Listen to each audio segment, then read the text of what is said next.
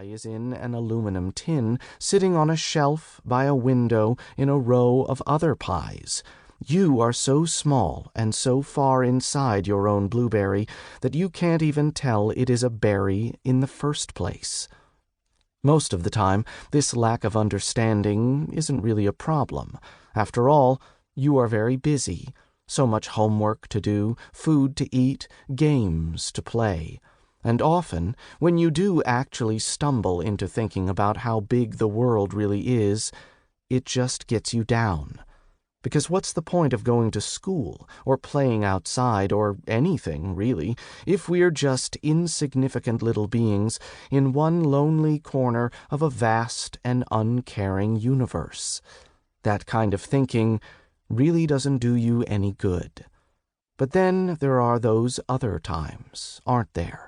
Those rare moments when the stars twinkle just so, when the wind rustles the leaves just right, and you have that tingling sensation that even though the world is so very big, and you are only one infinitesimal part of it, you are also connected to something greater, somewhere out there beyond the moon and the black of space, something so grand, a pie crust even.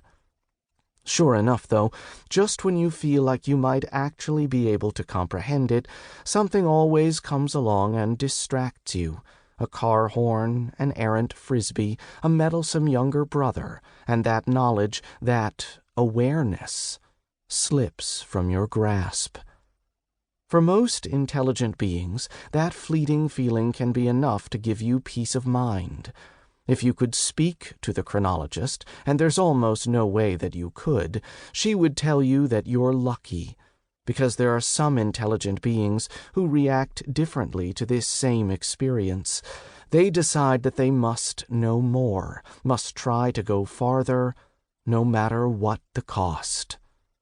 That reaction, the chronologist would tell you, can lead to all sorts of problems.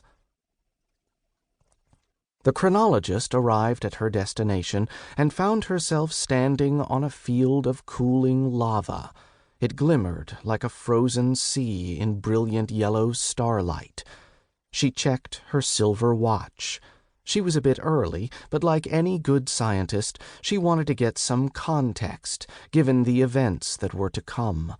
She spun a dial around the watch's face, and time began to pass rapidly. Days and nights raced by, then years, decades, millennia. It rained in flashes. The lava cracked, and plants shot out of the gaps. In the distance, mountains grew.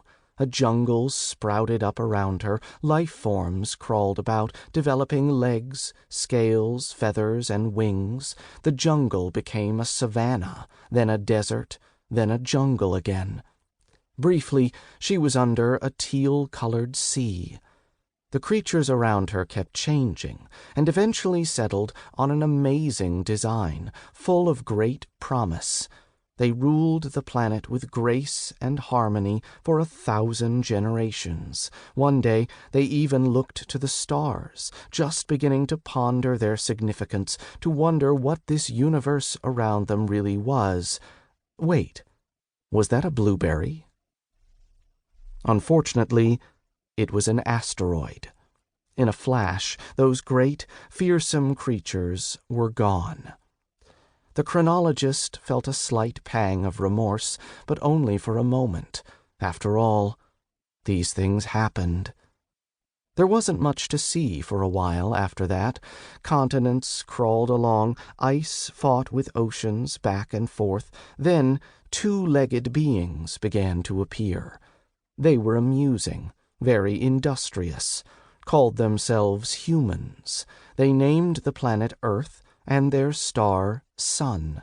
They sped around the chronologist on wheels and rails, and through the air with propellers and jets. They built dwellings and great buildings, and even primitive spaceships.